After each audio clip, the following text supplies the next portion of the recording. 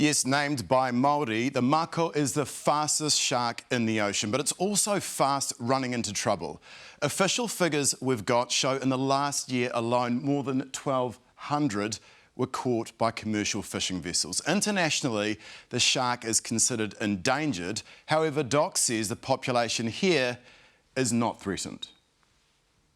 Known as the cheetahs of the sea, the Mako is an agile, efficient hunter, feared, even criticised, but an animal critical to our oceans. Are we doing enough at the moment to protect these animals? I think the public would want more. They're the regulators of the entire system. If you remove sharks, you risk the collapse of the entire system beneath them. Off the coast of Tairua in the Coromandel, we're on a mission to document the Mako in an expedition led by shark scientist Riley Elliott. Old tuna frames are used to lure the sharks in. So basically, the longer the bread trail we're making, so to speak, the greater the probability of an animal swimming through it and coming. After a couple of hours, the first fins emerge. First a hammerhead, and then the more boisterous Mako.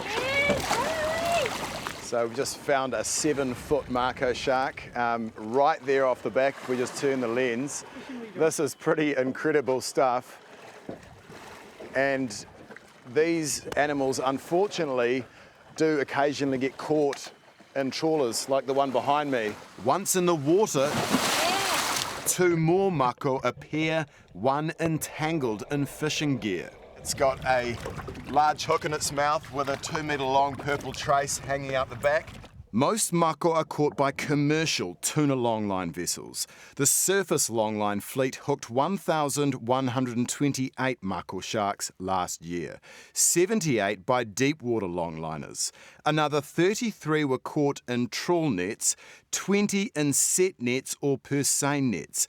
These figures are what vessel skippers reported.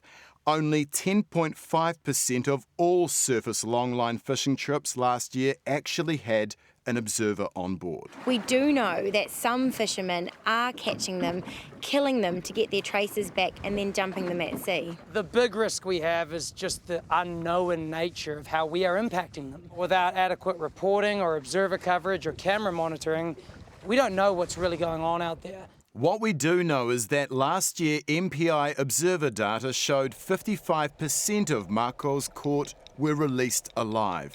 5% were brought back to shore and 40% were thrown back dead. Over the past 10 years, we've reduced the catch limits for Mako sharks. We banned shark finning in 2014, and we recently banned the use of wire leaders, which makes it harder for Mako sharks to escape. Sean Heinrichs, here filming a documentary on the sharks, says that's not enough. New Zealand is one of the last strongholds for these animals. Across the entire oceans, because of largely bycatch and tuna fisheries, their numbers have been severely depleted. Oh, good! The Mako was given protections with trade regulations introduced at a wildlife conference in Geneva last year. However, New Zealand was among 40 nations that didn't want to protect it.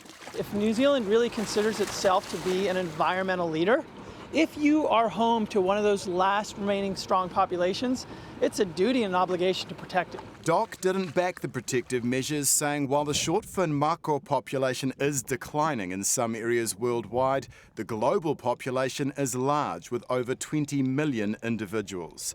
However, Fisheries New Zealand's own report stated last year there have been no stock assessments of Mako sharks in New Zealand or elsewhere in the world.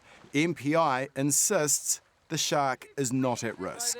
The best available information at the moment for the whole South Pacific stock of Mako shark is that the population is stable or increasing. Sealord says it caught around 110 Mako sharks last year, but their skippers try to avoid them.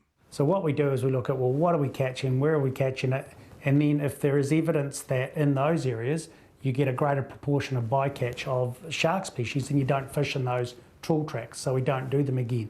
Doc says the species are not threatened here, but Elliott says we could do more to protect them and shouldn't wait for their numbers to dwindle. I think we just got to collectively come together and realise we don't have the appropriate amount of data on these animals, how many we're catching and killing, and they deserve it. They're endangered and they're an incredibly important part of the marine ecosystem, and that's fact. Loathe them or love them, Elliott says we need them. OK, Michael, how is the Mako that has landed actually used? Yeah, well, even though Mako shark meat is of value, Sealord told me it leaves all its catch, whether dead or alive, at sea. We wanted to know what happens to the dozens of Mako that are kept by other companies. Surprisingly, neither Fisheries NZ nor the industry could tell us.